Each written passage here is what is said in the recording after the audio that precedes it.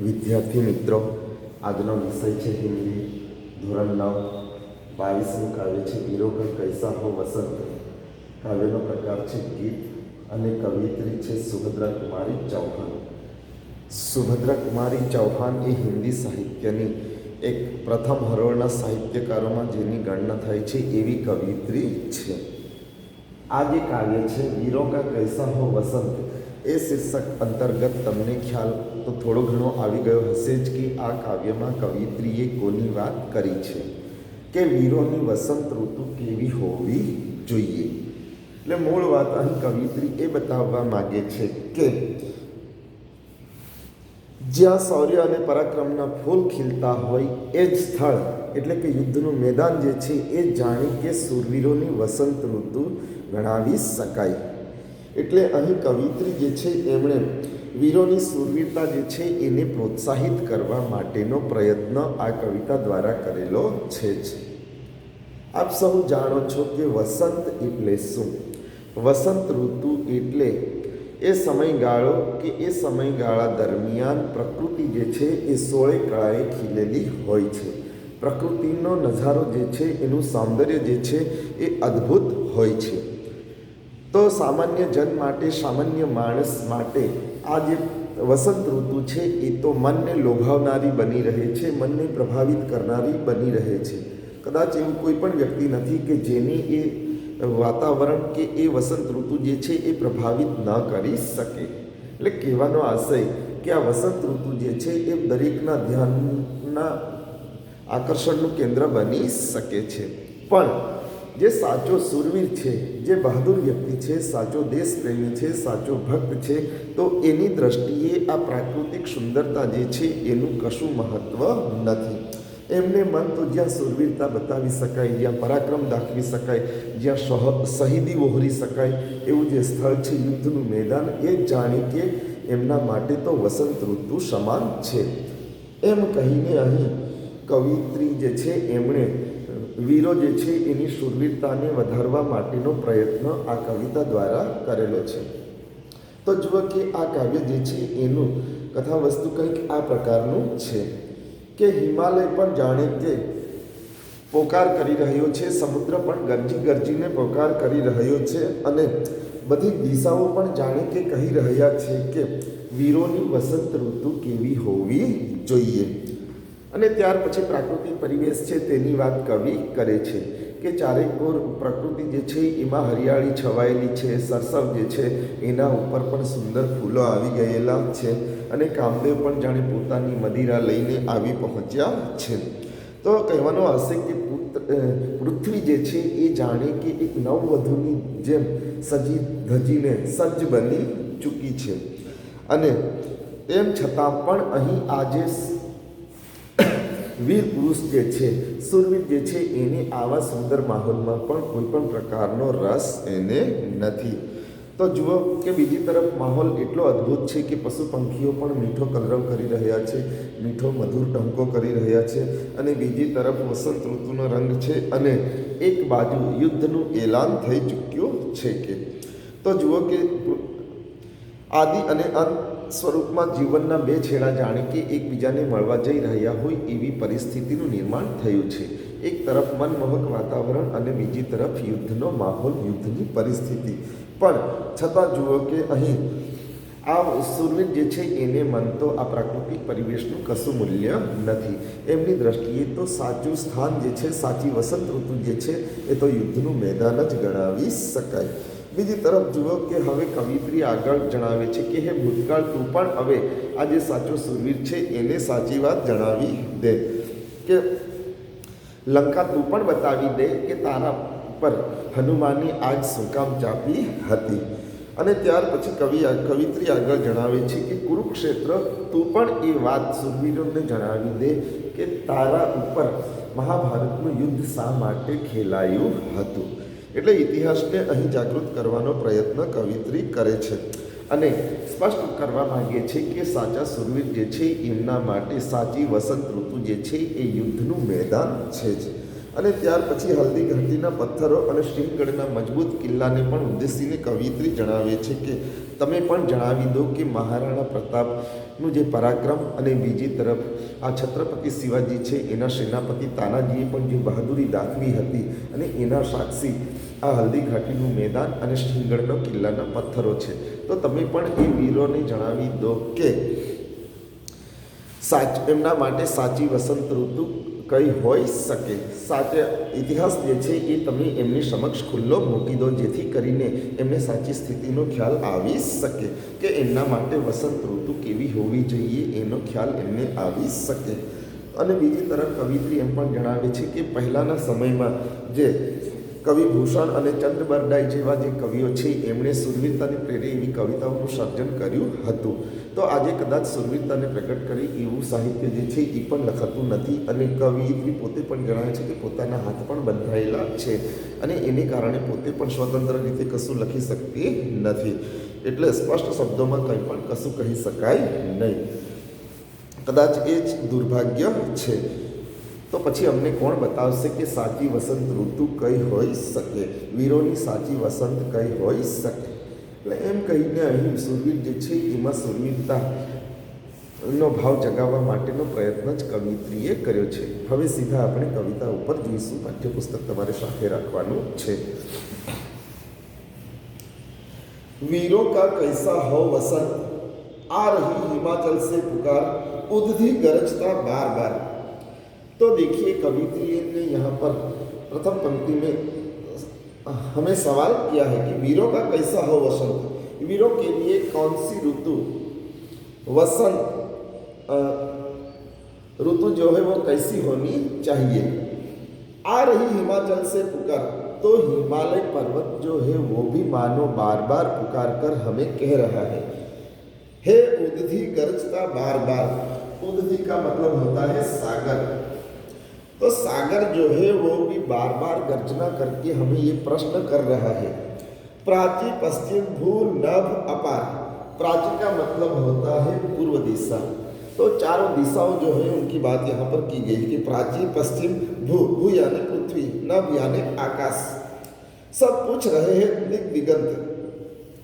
तो हिमालय पर्वत, सागर और चारों दिशाओं जो है वो पृथ्वी और नभ, तो ये सब मिलकर प्रश्न कर रहे हैं कि वीरों का वसंत कैसा होना चाहिए. फूली सरसों ने दिया रंग. तो दूसरी ओर देखो कि पृथ्वी ऊपर वसंत ऋतु जो है उनका आगमन हो चुका है. सरसों का पौधा जो है उस पर पीले रंग के फूल जो है वो खिल चुके हैं. मधु लेकर आ पहुंचा अनंग. अनंग का मतलब होता है कामदेव. तो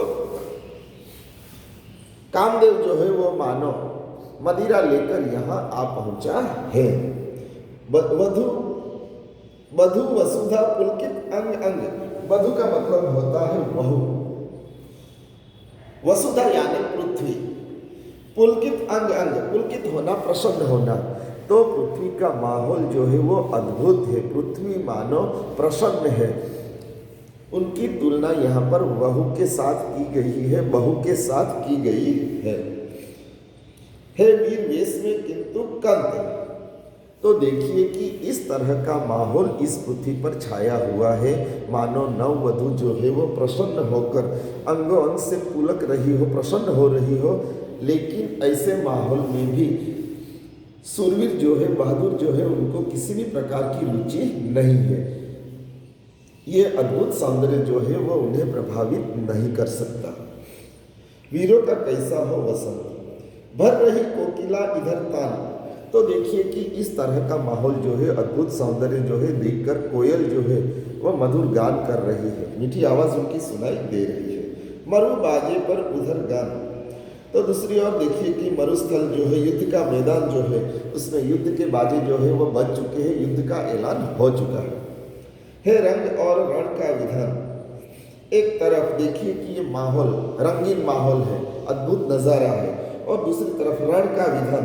तो दूसरी तरफ युद्ध का ऐलान हो चुका है, युद्ध की तैयारियां हो चुकी है. दोनों तरह के माहौल यहाँ पर देखने को मिल रहे हैं. मिलने आए हैं आदि अंत. जीवन के दोनों छोर जो है वो मानो एक दूसरे को मिलने के लिए वहाँ पर उपस्थित हो चुके हैं, आ चुके हैं.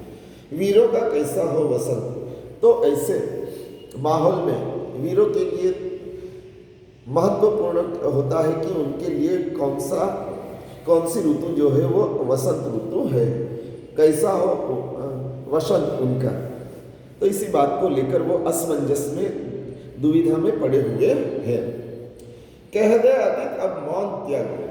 तो कवि ने आगे यह बताने का प्रयत्न किया कि इस तरह का माहौल छाया हुआ है कि एक तरफ प्राकृतिक परिवेश जो है अद्भुत नज़ारा देखने को मिल रहा है और दूसरी ओर युद्ध का ऐलान हो चुका है। तो ऐसे माहौल में सूरवीर जो है, बहादुर जो है, वो क्या कर सकते हैं। तो उनके अंदर शूरवीरता उत्पन्न हो, उसके लिए यहाँ पर कवि ने प्रयत्न किया है। कवियत्री ने बताया है कि अतीत का मतलब होता है भूतकाल। तो इतिहास में बनी हुई घटनाएं जो है उनको ताजा करने का प्रयत्न यहाँ पर कवियत्री ने किया है। कह दे अतीत अब मौन त्याग, के अतीत भूतकाल तुम जो अपना मौन जो है उसे छोड़ दो। सच्चाई क्या है, वीरों का वसंत कैसा होना चाहिए, उसके बारे में स्पष्ट रूप से उन सुरवीरों को बता दो। लंके तुझमें क्यों लगी आग। तो कवित्री आगे बताते हुए कहती है कि लंका में हनुमान ने आग क्यों लगाई थी, वो लंका की भूमि तुम भी उन सुरवीरों को बता दो ताकि उनको असलियत का पता चले। एक कुरुक्षेत्र अब जाग। तो देखिए, आप सब जानते हैं कि कुरुक्षेत्र के मैदान में पांडवों और कौरवों के बीच महाभारत का युद्ध हुआ था। तो इसीलिए कवित्री यहाँ पर बताते हुए आगे कहती है कि हे कुरुक्षेत्र, आप भी बता दो कि आपके ऊपर ये महाभारत का युद्ध क्यों हुआ था। बतला अपने अनुभव अनंत, जो अपने ऊपर गुजरी है, जो बीती है, जो इतिहास है। तो उन इतिहास की सच्चाइयों के पन्ने जो है उनको सुरवीरों के सामने तुम खोल दो। वीरों का कैसा हो वसंत, मौन तोड़कर आप सब कुछ बता दो कि वीरों का कैसा वसंत होना चाहिए। हल्दी घाटी के शिलाखंड, तो आप जानते हैं कि हल्दी घाटी के मैदान में महाराणा अकबर और महाराणा प्रताप दोनों के बीच में वहाँ पर युद्ध हुआ था हल्दी घाटी के मैदान में। तो देखिए कि वहाँ पर जो शिला के खंड पड़े हुए हैं, तो शिला के खंड जो है उनको कवित्री कहती है कि आप भी बता दो कि वहाँ पर क्या हुआ था। ए दुर्ग सिंहगढ़ के प्रचंड, तो देखिए कि इतिहास आप पढ़ रहे हैं इसलिए आप सब लोगों को ये भी मालूम होगा कि छत्रपति शिवाजी जो है उनके सेनापति थे तानाजी मालसरे। तो तानाजी, महाराणा प्रताप और तानाजी का स्वाभिमान ने याद करके आगे बढ़ने का सुझाव यहाँ पर कवित्री ने दिया है कि सिंहगढ़ के किला जो है उनके पत्थर जो है उनको कवित्री कहती है कि आप भी बता दो कि यहाँ पर क्या हुआ था। तानाजी ने किस तरह की सुरवीरता यहाँ पर दिखाई थी। तानाजी ने सुरवीरता दिखाकर सिंहगढ़ का किला भी हासिल किया था और आखिर उनकी मौत हो चुकी थी। तो उस वक्त छत्रपति शिवाजी ने कहा था कि गढ़ आला पर सिंह गेला। तो गढ़ जो है उन्होंने हासिल तो कर लिया था, लेकिन एक सिंह के जैसा बहादुर सेनापति जो है उनको उसे गंवाना पड़ा था। तो इस बात का दुख उन्होंने प्रकट किया था। राणा ताना का कर घमंड, तो देखिए यहाँ पर राणा ताना जी ने जो स्वाभिमान दिखाकर अपनी मातृभूमि की रक्षा के लिए अपनी जान की कुर्बानी दे दी थी, इस घटना को यहाँ पर याद करने का प्रयत्न कवित्री ने किया है। दो जगह आज स्मृतियाँ ज्वलंत, जो स्मृतियाँ आपने मानस पथ में भरी पड़ी है वो सारी बातें उन सुरवीरों को बता दो कि ताकि उनको पता चले कि उन लोगों का वसंत कैसा होना चाहिए, वीरों का कैसा वसंत होना चाहिए। भूषण अथवा कवि चंद नहीं, तो देखिए भूषण शिवाजी के दरबार के एक प्रतिष्ठित कवि थे भूषण, और चंद बरडई पृथ्वीराज रासो की रचना जिन्होंने की है ऐसा कवि। तो जिस काव्यों में सुरवीरता का भाव प्रमुख रूप से हमें देखने को मिलता है, ऐसी कविताओं का सृजन उन्होंने किया है। तो कवित्री यहाँ पर बताते हुए कहती है कि भूषण अथवा कवि चंद नहीं, भूषण और चंद बरडई जैसे कवि आज हमें देखने को मिल नहीं रहे हैं।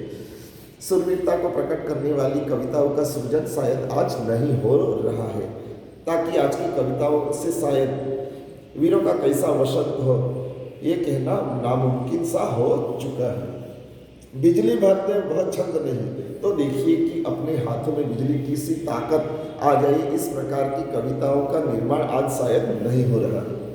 हे कलम बंदी स्वच्छंद नहीं, तो देखिए कि आज हालात ऐसे हैं कि कलम जो है, लिखने वाले जो है, कवि जो है, उनकी कलम बंधी हुई है, नियमों से बंधी हुई है। वह स्वतंत्र रूप से शायद अपने मन की बात जो है वो शायद नहीं प्रकट कर सकते। फिर हमें बतावे कौन? तो इस तरह का माहौल आज बना हुआ है। इसलिए अब ऐसे माहौल में कौन हमें बता सकता है कि वीरों का वसंत कैसा होना चाहिए? हंत का मतलब होता है दुर्भाग्य। शायद हम इस तरह के माहौल में हैं कि हमारा दुर्भाग्य हो रहा है। तो ऐसे मौके पर शायद हमें कौन बता सकता है कि वीरों का वसंत कैसा होना चाहिए? तो જુઓ આ જે કાવ્ય છે એમાં મુખ્ય રૂપે કવિશ્રી જે છે એ સ્પષ્ટ કરવા માગે છે કે જે ખરેખર સાચો શૂરવીર છે, બહાદુર છે, તો એની દ્રષ્ટિએ જ્યાં શૌર્ય અને પરાક્રમના ફૂલ ખીલતા હોય છે એવું યુદ્ધનું મેદાન જ એમના માટે તો સાચી વસંત ઋતુ ગણાવી શકાય. પ્રાકૃતિક સુંદરતા કે સૌંદર્યનું એને મન કશું મહત્વ નથી. એટલે આ કવિતા દ્વારા વીરોની જે શૂરવીરતા છે એને પ્રોત્સાહન આપવાનો પ્રયત્ન કર્યો છે. સાચા શૂરવીર માટે પ્રાકૃતિક સુંદરતાનું વાતાવરણનું કશું મહત્વ નથી, પણ જ્યાં પરાક્રમ દાખવી શકાય એવો માહોલ કે વાતાવરણ એ જ એમના માટે તો સાચી વસંત સમાન છે. અસ્તુ.